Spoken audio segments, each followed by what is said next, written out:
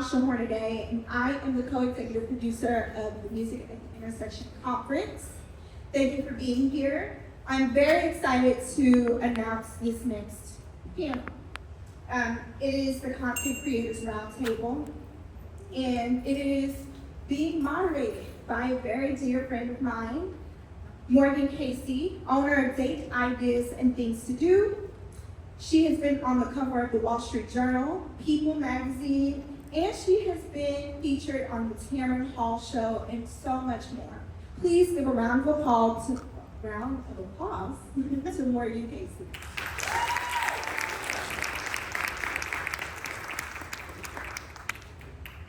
Good afternoon. Can you all hear me? There we go. Good afternoon. All right, I'm excited to be here. It's gonna be pretty fun because as a content creator, we're used to being like behind a camera or a phone. So you get to see, us live in action, okay? Can y'all gotta turn up for me though. Yeah. Y'all good? Y'all ready? All right. This is my first time moderating, so I'm super excited. But the coolest thing is I get to actually go on this panel with some of my close friends.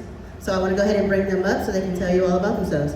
First up, we're gonna have one of my favorites, Epic Eats.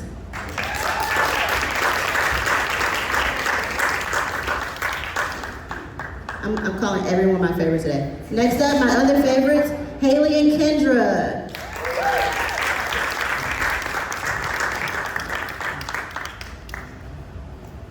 And last but definitely not least, my other favorite, Church.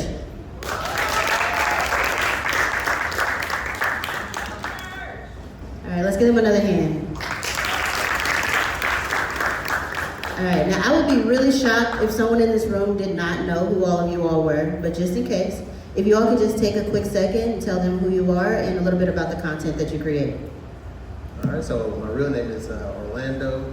On Instagram and all the social media platforms, it's called It's Epic Eats, and I have been doing food, digital creation, quote unquote food critic on those platforms for St. Louis majority, but I will be going to other places, but yeah, majority of St. Louis, I'm just showing out food on Instagram and other platforms. Thank you. Hailee and Kendra? So I'm Hailee, I'm Kendra. and we create content on every platform you can imagine. TikTok, Instagram, you name it. Yes, we are the largest followed TikTok lesbian couple in the country.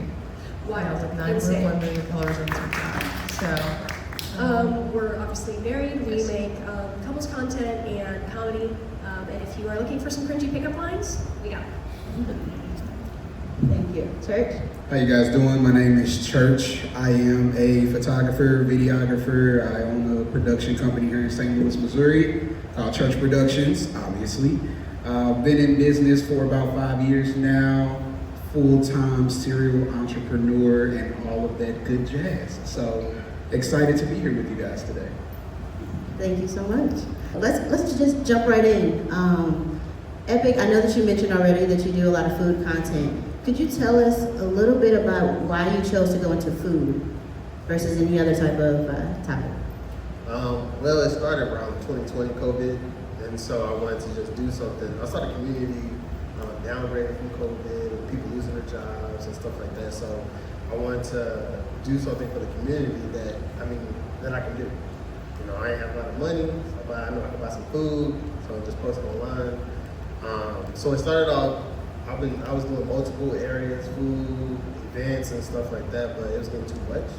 So I started just focusing on food, local restaurants, mom and pops, just to get the exposure for those restaurants so they can stay alive in the COVID era. Awesome. And you've done an amazing job. I will personally say I look at a lot of different people's pages, and the one thing that I try to pay attention to is the engagement of the page. So you can have lots of followers, right? But it's different when those followers actually engage with what you do. Church, if you don't mind sharing, what might be one of the most popular posts that you've ever created? One of the most popular posts. Or content, I'm sorry. Content. When I shot Essence Festival, I got the opportunity to go to New Orleans, or is it New Orleans? However we say it, Essence Fest. Went to Essence Fest, and one of my favorites is Victoria Monet. So I was waiting for that moment to like, I know she's gonna be on stage. I got one even better than that, and she came out to be in the crowd to support Usher before she went on stage. And with me shooting the right side of the stage, I was like, all right, I'm a fanboy right now. Victoria Monet is 10 steps away from me. So I turned around, I got some shots, and Usher started singing, I forgot which song, but Victoria Monet was like all in the feels and the vibes, and she was singing, and I forgot that my audio was on my camera, and as I was recording, I was like, sing, Victoria, sing! And it was a viral post on the Essence Fest page, so of course I had to share it to my page. But I would say that that was one of my biggest content pieces. That's awesome. First off, that's a huge deal to be able to do media for Essence Fest. So congratulations on that. Thank you. Hailee and Kendra, so you all create a lot of content. It seems like you all post pretty much every day. Is that about right? Tell me, how do you keep your following engaged? Well, I would suggest to anybody, it's extremely important to like find your niche. You know, like you have to think like a viewer would think. Like, why is this person going to come back to my page? Why are they going to hit the follow button? So finding our niche really is what helps us like keep our community engaged. And on top of that, we always listen to what the community really wants from us.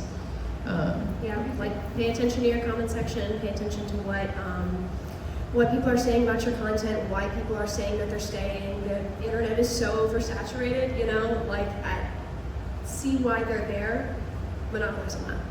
And as far as posting every day, yes, we 2 shorts every single day on YouTube, 2 long form every single week.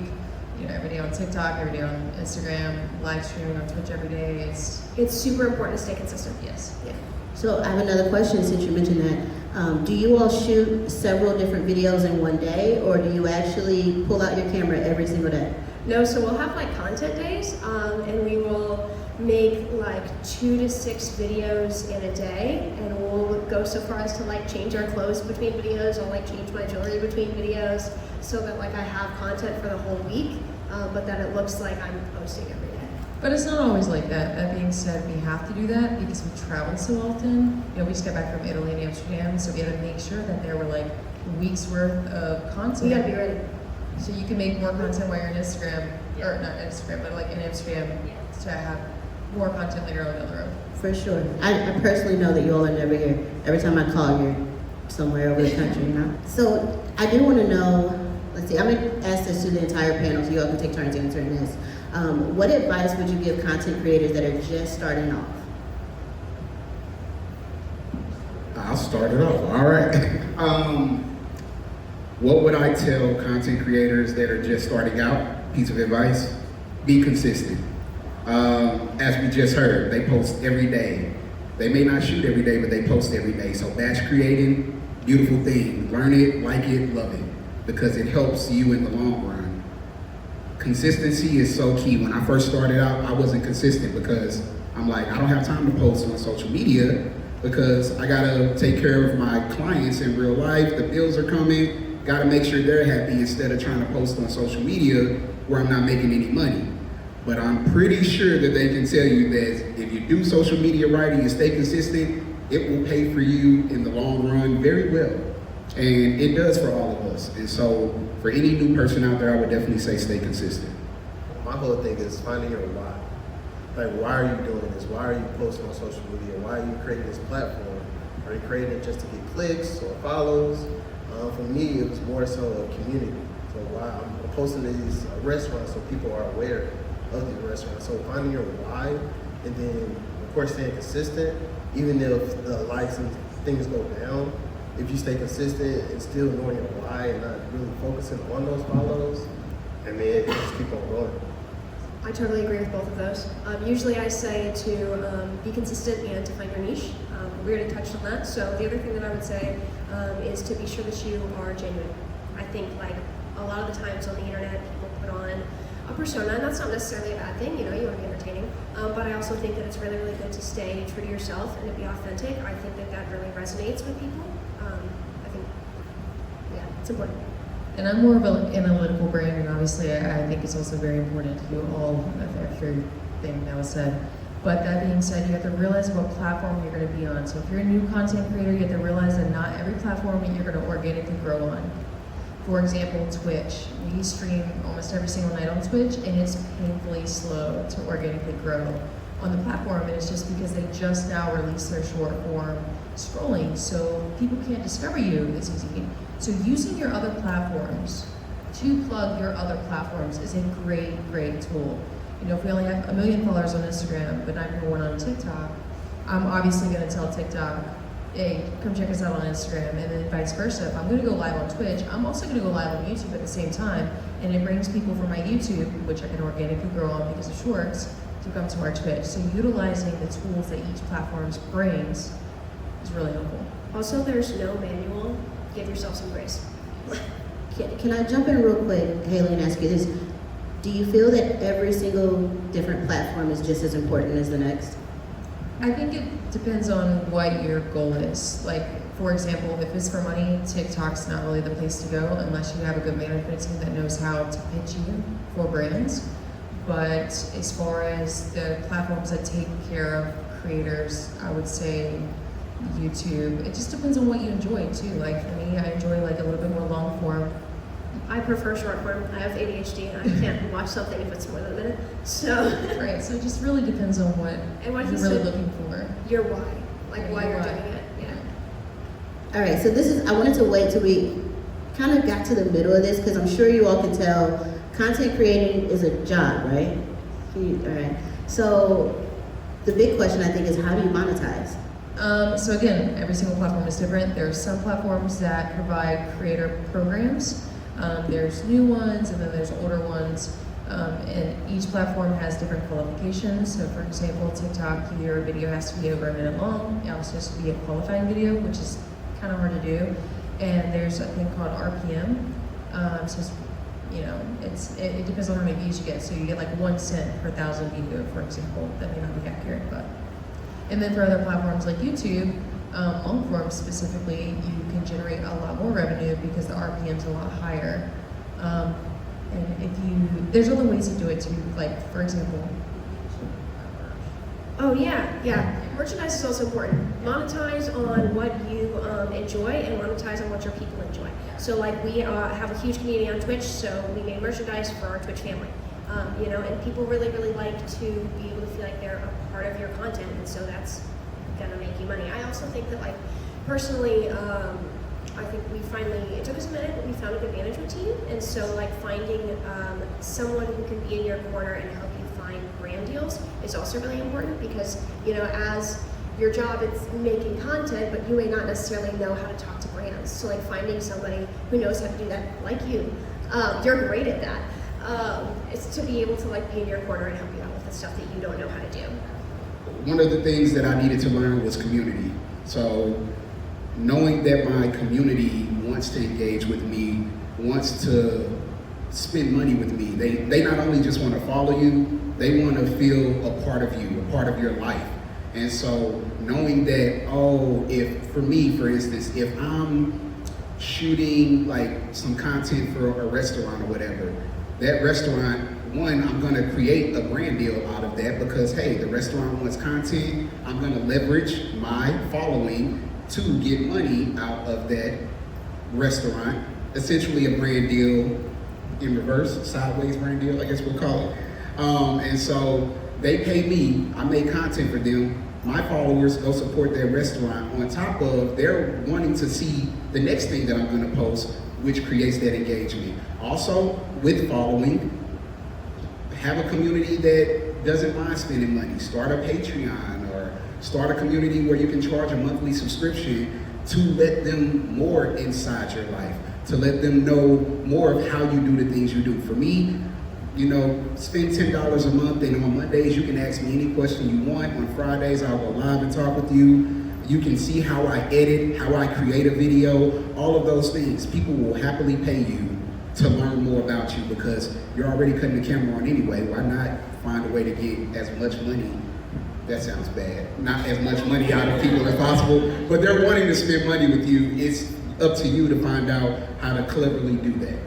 it's important to just talk about having a team. A lot of times, you all, when you're watching our content, you probably see our face or you hear our name, and you don't often see the people that are behind us really pushing us and helping us make this work. So I would love to hear from each of you all, what does a team look like for you with the content that you create? Well, for me, since I'm mostly by myself as far as food reviews, but to bounce ideas, I usually reach out to Dante, original Dante, or Brand STL for ideas of different ways I can, different content I can do. And they obviously help me out a lot with my journey. Shout out to Dante. I guess we already talked a little bit about our management team. We have a lovely management team. Again, they know how to do brands. There's 2 of us. Also, there's 2 of us, yes. So like if I get stuck, I can bounce ideas off of her and vice versa. I also think that like we have a lot of friends who are solo content creators, and that is hard, especially because burnout is real. Like, like you do the same content so much, you're like, okay, what else? So like having each other to bounce ideas off of, I think is really, really nice for us. It's also nice that we have our lovely friend Martina that helps us with our filming and editing It's and really organization. important to have somebody help you on the back end to edit and to organize, especially if you, like us, don't necessarily know how to edit videos on YouTube or know how to do the things, There's no manual. Literally, there's no manual. It's always going to be about community for me and connecting. So when I first started, I was a barber before I became a photographer. A lot of people know that. I decided one day, like, you know what, I'm gonna start a podcast just off the blue because people like listening to me on social media. So I'm gonna make a podcast and I'm gonna put it on social media. My operations manager, I'll explain how she became that. She reached out to me on social media, was like, hey, you're starting a podcast, I wanna be your co-host. We didn't know each other from a can of paint, but I'm like, you know what, okay, let's build community, let's build friendship. And so from there, we started a podcast. She convinced me to buy a camera, and I was like, I love this thing. A year later, I stopped cutting hair after 17 years. It only took 1 year, and I stopped cutting hair to pursue full-time photography. 6 months into that, I said, hey, you know what? Quit your job, come work for me, be my operations manager, help me run the company because the emails, the automation, I'm ADHD, I don't have time to keep replying to emails, phone calls. I got cursed out enough. Like, you didn't reply to me. You're right, I'm gonna do something about that. She decided to become the operations manager, and now having that help has helped me progress even further. And again, we talking about monetizing and making money. You also know you gotta spend money to make money too. So I make sure she happily gets paid every Friday. That's the reason she right here now holding 2 cameras. I appreciate you, Chi-Chi. Great. Shout out to Chi. I think that's important is talking about investing in yourself. When you're a content creator, it's important to make sure that you keep up with, the latest gear and cameras and things like that, right? So do anyone want to share, how you invest in yourself when it comes to your career? I'll touch base on this a little bit. Whenever Kendra and I were just first starting out, 2019, and one of our videos went crazy viral without us even knowing what was happening. We were on lunch break. We were preschool teachers before this. And that night, I went home and I spent hours, because I'm like a nerd, I spent hours researching what makes a good video. And it was quality of camera, quality lighting, outside, something exciting. People can feel the energy in your videos. So when you bring that to them, they're gonna wanna watch all of it. And that matters on all these platforms. So investing in that, we immediately got brand new phones. It was a stretch. Like, I hadn't gotten a new phone in like forever. And it was the best thing that we could have done. And we progressively built up our gear. And we have a huge rig at home for streaming, and she has one now too. I do. I also think starting your own business is always a good idea. So that was something that we didn't, again, having a community, having a team, having people who are on, who have your back, who have your best interests at heart. And when you don't know everything about everything, I didn't know anything about running a business. I didn't know anything really about money or investing or cameras or anything. We didn't know anything. And so I think finding people who can help you with that was really important for us. So like we started an LLC, and like that I didn't know what that was, but that opened doors to help us understand how to run as a business. Got a financial advisor. Very helpful. That's major. I was kind of late in the game getting that, but I have it now. Same with thing what they said, starting that business LLC. Like I didn't know anything about it. I just know I just wanted to post food and tell the community about it. But as far as like the gear and everything, my videos and pictures, they weren't good looking at the beginning. But again, like I said, I had the people that I talked to and said, hey, maybe you should try this camera, upgrade your phone, try this lighting, different aspects of it, and then just help me grow my business. I do have to ask, do you use a camera? Because your content, I mean, your photos are amazing. I don't. I use just my phone. Wow. Tell us what phone. iPhone 13 as of right now. Do you That is awesome. use an editing software? Sorry, now I'm curious. I do not. Impressive. What was your question? I didn't hear you. What did you ask? I asked if he edited his stuff, because I use Lightroom and I love it. But man, Yes. I also only use my phone camera because carrying around a big camera sometimes is cumbersome. And again, I didn't know how to do it. Yeah, props to you. It's a headache, I will admit, but I'm glad that he said that because literally me and Epic Eats, we both have the iPhone 13. I'm a whole professional videographer and I still have an iPhone 13. I'm probably gonna upgrade to the 16 Pro, but but I use an iPhone 13 and a lot of my content, I don't always feel like carrying 2 5-pound cameras around with microphones, with the lenses. It's a lot. So I learned how to just use my phone. You can do so much with just your phone. Having the gear is great, but you can do a lot without it as well. I'm gonna need tips from you all because I have an iPhone 15 and it looks like I have an Android sometimes. All right. The shade, all right. So we can all agree that social media is everywhere now. I mean, it's impossible to stay away from it. That goes into how powerful the content that we create can be, right? So is there a time that you all can share that maybe you've used your influence or your content to maybe help a business or turn someone else's life around? Is there anything that you all want to share about that? So it was a video I posted last year of a restaurant, horrible reviews on it. But the restaurant reached out to me and said, hey, thank you for this video. We're really gonna change things around. So this year I reviewed them again. And it was amazing, the food was amazing. I went back inside, everybody gave me the hugs at the restaurant. They said, yo, we're glad you posted that video because you made us aware of what we need to change. And so it really helped them grow in their business and a lot of people loving them. That's awesome. For me, one of the big things he said was like knowing your why. My why has always been to help people. I love making content. I love doing, professional videos, but the end goal is to always help whoever that company is, whoever that person is. And for me, it was bringing people onto my team. So there's a young guy named Jaden, and he reached out to me through the DM and was like, hey, I love the content you're making. You're a great guy. You seem pretty cool. I'd love to for you basically to be my mentor.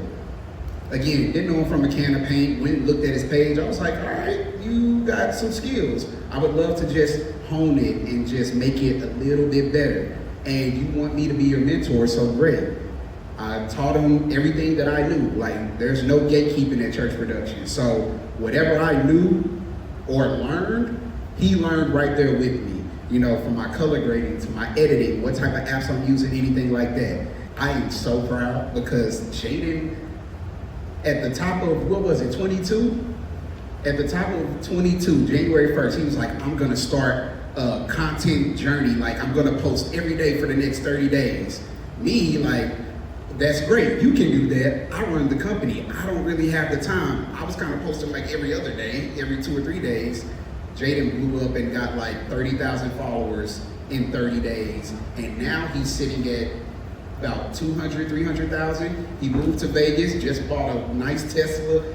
That makes me proud. Every time I see him in my timeline, it's I'm so happy for you It's all love. He asked me like, hey, I got a gig, a job offer in Vegas. How do you feel about it? He still wanted like my mentorship, even though it was like, I'm leaving, what do you think I should do?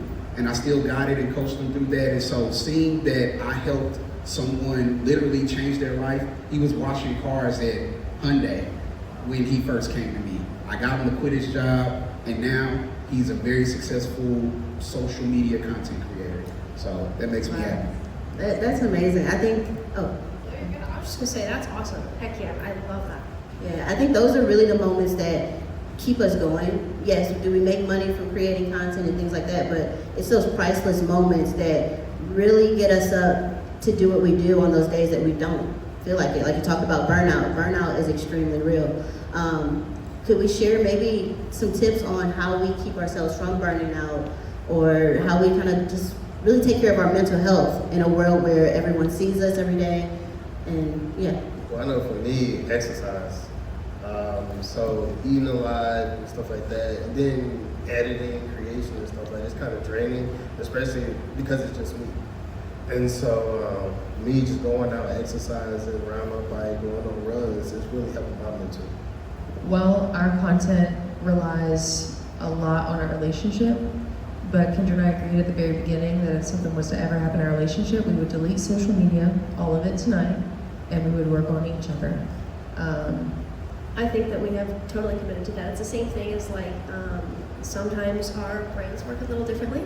I am definitely a neurodivergent and she is much more logical. So we always said that if it's not fun, then we don't want to do it because it translates that it's not fun and that we're not having fun. Right. And so there will be times where we'll be frustrated with the video and we're like, you know what, put it down. We'll come back in an hour.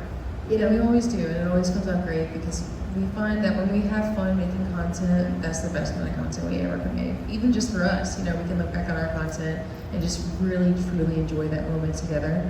And as far as burnout, like, take it, take your time. Like, we both go to therapy. Nothing's wrong. love therapy.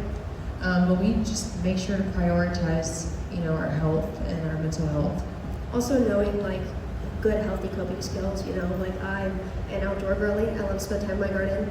Hailee loves to cook, like investing in things that are not always on screen. For me, to prevent burnout would be a two-part thing. One, doing what you love first. Making sure that, like you said, you're excited because it's gonna come across on camera no matter how much you try and fake it. If you don't like what you're doing, it's gonna turn into a job, you're gonna be annoyed with it, you're not gonna like it. The second part is resting. I struggle with that a lot because my brain just goes. I'm thinking all day, every day. We could be talking about Legos and I'm like, great, I need to make sure I do this in Premiere Pro, edit this photo in Lightroom, and I miss the whole conversation. So thankfully to my operations manager who realized that burnout, like Sundays and Mondays, business is absolutely closed. I may go in to send off something to a client, but other than that, Sundays and Mondays, we are closed. So that way we can properly rest, and then we hit it Tuesday through Saturday. You gotta allow your body to rest because if you don't allow your body to rest, your body will make you rest. I love that. I love that you have off days.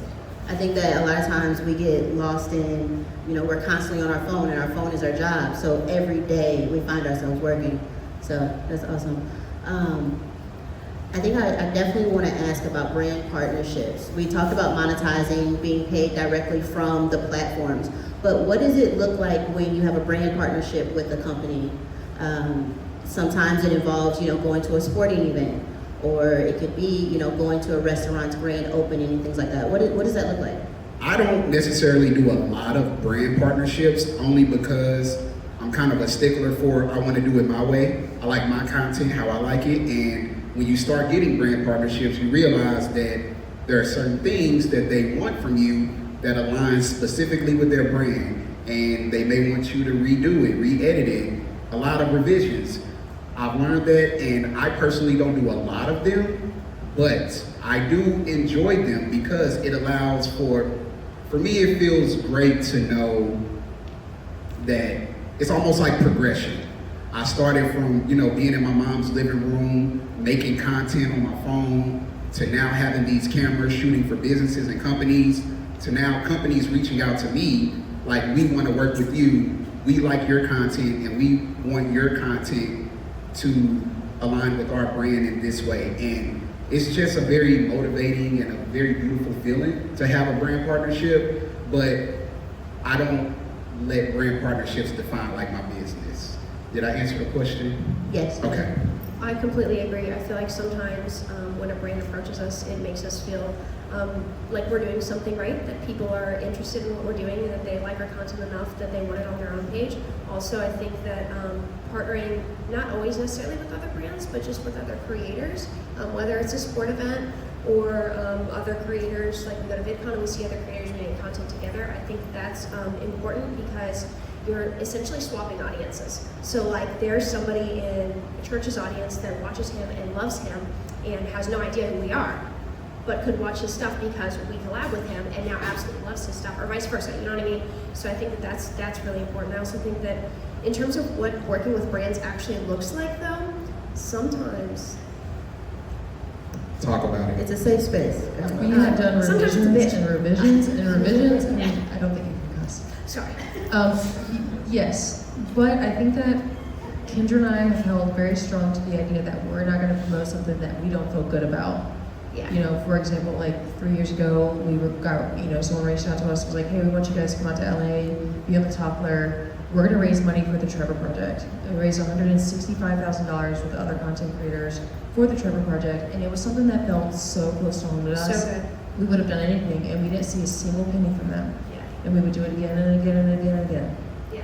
I also think that like just because you said that, now I'm thinking about K Jewelers. We worked with K Jewelers for our wedding rings actually, and it was an amazing experience just getting to see a huge company support like a queer couple. You know, like I remember when I was little, I would have loved to see that.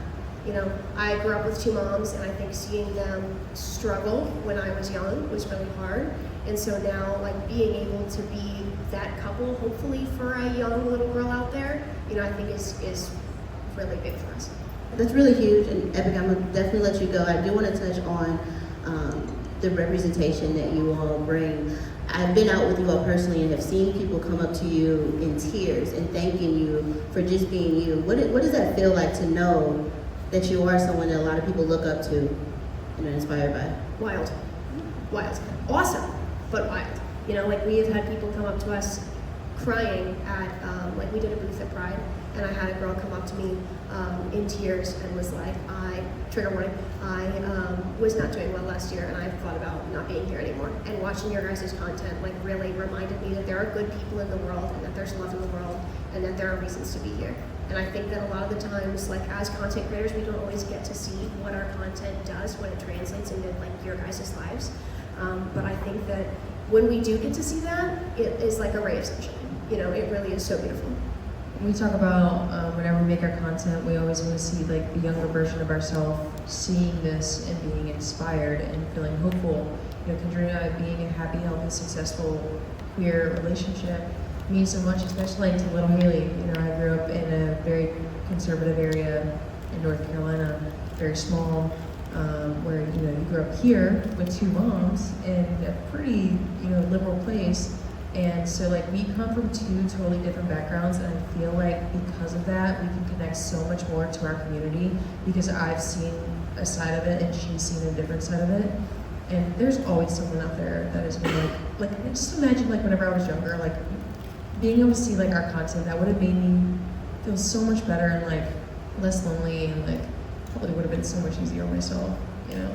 Thank you. You all personally inspire me, so I had to ask that question.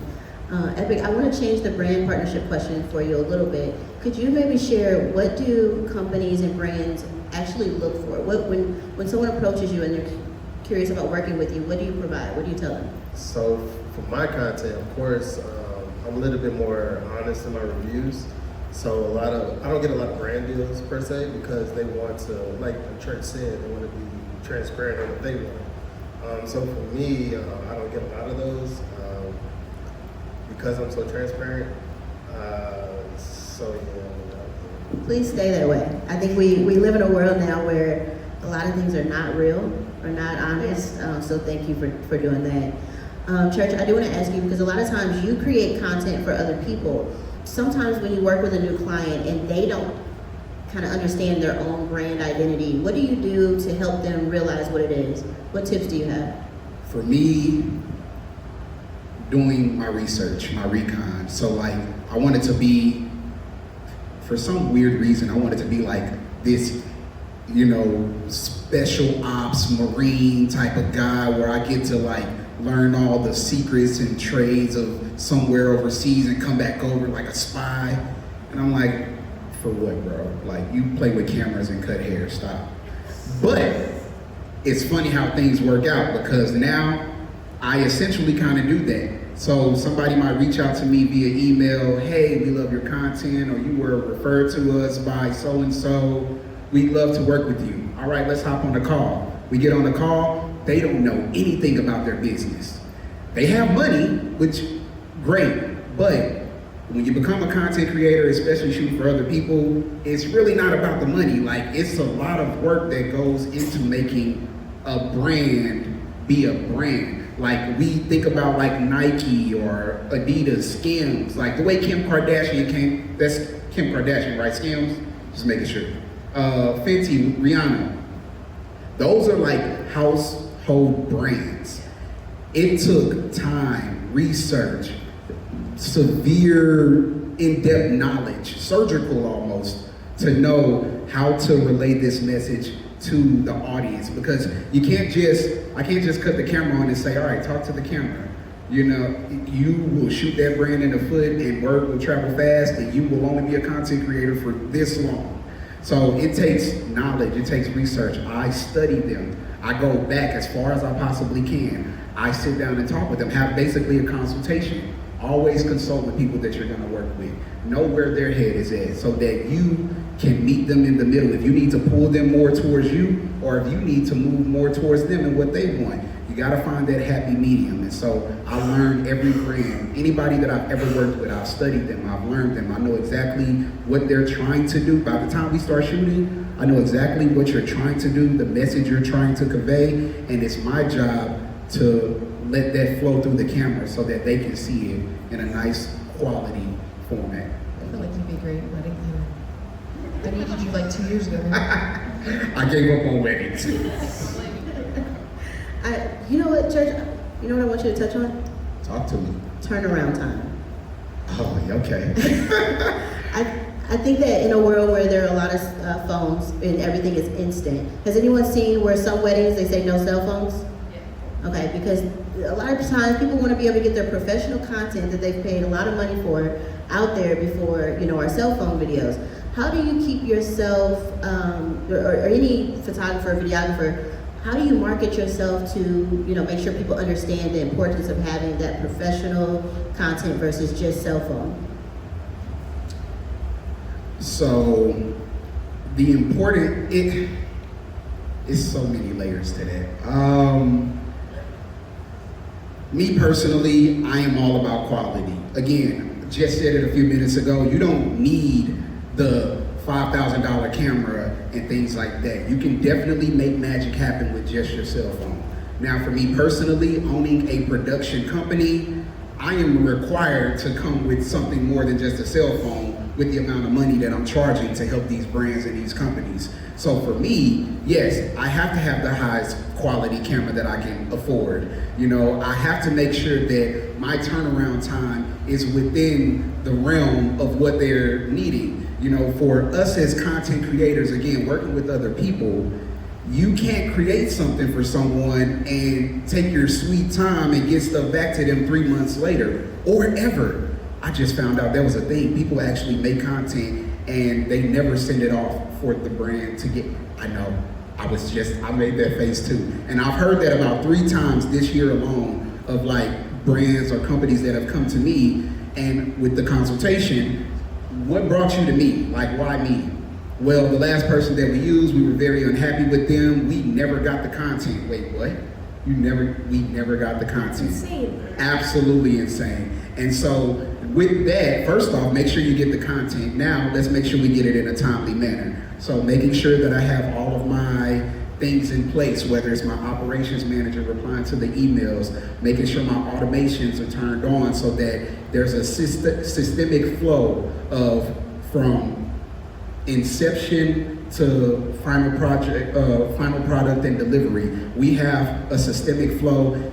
I give, depending on how complex the project is, it could take anywhere from 2 to 3 weeks for a video, a couple days for photos. That's funny you mentioned some people not getting their content. I know someone who had a wedding and the videographer had something go wrong and this couple never got their content from their wedding. I would be livid. Same. I would be livid. We just had to get remarried and do this again. Listen, Yeah. it's the stories, I got stories for days, it's crazy. So, I mean, this has been amazing, just even being able to hear from you all from this level, in this lens. I do want to open up just for, we got a couple minutes left. If anyone has any questions, just raise your hand and we'll come by with a mic. Hello, you guys. Thank you for taking the time out to talk to us. So, I have a business and I use multiple social media platforms. I do really well on TikTok, but when I do on I was wondering if you guys share the same content for each platform. Because when I post on TikTok, I get a lot of views, but when I do the same thing on Instagram, I don't get a lot of views, but it's the same content. And do you guys use hashtags? Yes, so we do sometimes, actually quite often, post the same content that we do on TikTok, on Instagram. I will say be sure to take the watermark off of it because Instagram won't like that. And then we actually recently spoke with our Instagram rep who told me to not use more than 5 to 7 hashtags, which was not something I knew. I used to hashtag everything. Evidently don't do that. I didn't know. And she said 5 to 7 hashtags, make sure that they are precisely relevant to what you're posting on Instagram. And you have a thought? Yeah, I do. I'm analytical girly up here. Go to your analytics and you should see what day is the best day to post, what time is the best time to post. I would 100% always repost your content on Instagram, especially if you're trying to grow right now. Your reels can take off, and whenever reels take off and they show non-followers versus followers, when you can hit that non-follower, that's where you get followers. When you get a post that touches outside of your already following. A lot of times too, whenever I post an Instagram reel, I'll post it to my feed. I give it like 12 hours, and then I go to the top right, and there's the 3 little buttons, and then I remove it from my feed post. It doesn't delete it, don't ever delete it. But it removes it from that, and what it does is it actually promotes it to non-followers instead of people on your following page. So maybe you could try to post it just on Reels and not on your actual page, and take it off your in-feed post after 12 hours to see if that works for you. Also, this may be something that you already do, but I do the same thing with Reels as with photos. I'll put it on my story, and then I'll get one of the stickers that says like new post or something, and make it really big, so you can see that it's my face, you can see that it's my feet, but you can't see what I'm doing. Put it over it, so they have to go click on it to go look at it to see what it is. Thank you. Hopefully that helps. Awesome. Anyone else? Hi everyone, my name is Tekra, and I just wanted to know the do's and don'ts of shooting your shot at brands, businesses, festivals that you would like to collaborate with. You miss 100% of the shots you don't take. Simple as that.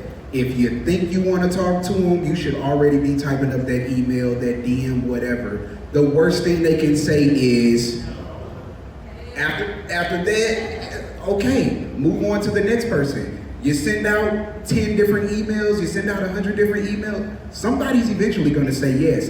And just like that one follower, that one reel that you could make, you could send that one email to that one person that could get the ball. I am really big in my in colleges and things like that. I shoot a lot of content for colleges. It started with one person that gave me an idea like, hey, I'm gonna do a college tour. Like, can you shoot the content for me? Okay, but we did it for free.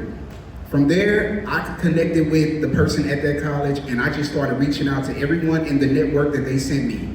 I only got one yes out of like 15, but that one yes, they connected me with about 3 to 5 other colleges, and those 3 to 5 colleges helped pay the bills at the studio.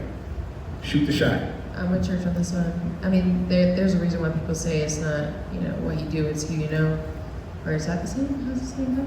That's it. That's how they do it. community, you know, finding other people that know what you're doing and are also creating content, you know, reach out to them, being like, hey, what helped you? You know, finding community in what we do is really hard because there's not a lot of people that do what we do, which means there's not a lot of people that know how to do it. Also, I mean, I agree with her, finding other content creators to maybe get to know, collab with, become friends with, and then, you know, we are constantly passing things on to our content creator friends. So I think that that's also super helpful. Also, this sounds silly, but I have had our friend who actually helps us film and edit Marty write out stuff for brands for me as my like PR person. Because sometimes coming from a PR person sounds more professional and people will be more likely to answer that than if you're like, hey, I do content, you know, I'm super cool, check me out, you know, like it may come across better if they're like, hey, this is my client, they do this, this, this, and this, they have this kind of engagement and this kind of following, you think that they'd be great for your campaign on this and this, here's why. A cover, what do you call that, a cover photo, or not a cover photo, a media kit. Media See, kit. again, Yes. Morgan. Knowledge, education. Good job. Media kit. You probably want to make a media kit because when you make a media kit and you say, oh, this is my following of here, here, here, here, and here, my engagement, blah, blah, blah, this is who I've worked with, this is what I do, this is what I strive to look for, that's something you can send out to 100 emails where that one person can be like, all right, this is it, I like it. Yeah, definitely a media kit, and I will say, as far as having someone pretend to be your PR or actually be your PR. But She's actually our PR. The reason I said pretend is because everything that they named when they introduced me as far as articles I've done and TV shows, I pretended to be my PR to land those. So that's where that came from. So you create a different email, create a name, whatever, and you contact them. It goes a long way when they don't think that they're talking directly to the creator. So my question is for church. So as a business owner, did you find your personal content to help with your scaling better than your like business content, or? It was a mixture of both. It started with, of course, me doing my own personal content, which got the eyes on me. From there, I made sure that I started making content because I gotta shoot their business anyway. Might as well find a creative way to make content out of it, and then more people are gonna see it. And I did it in a way that made people wanna say, wow, I could see him doing that for me. And that is the quickest way to get, once we create that relatability and that content that make them say, I need him to do that for me, they're gonna reach out to you faster than you can reach out to them. And so it started with me, and then it spread to doing it for other businesses and just repurposing that content that I'm already creating for the business on social media to get other businesses, a piggyback effect, so to say. All right, well, I think we are completed, right? It's stayed at 45 minutes, so we're gonna say we're at time. I do want to thank you all. I will say, you know, I'm proud of each of you all, and you all are seriously changing the world by one video, one picture at a time. And so on behalf of our city and everyone that follows you all, thank you for what you do. Thank you for having us. Thank you for having us. We appreciate it.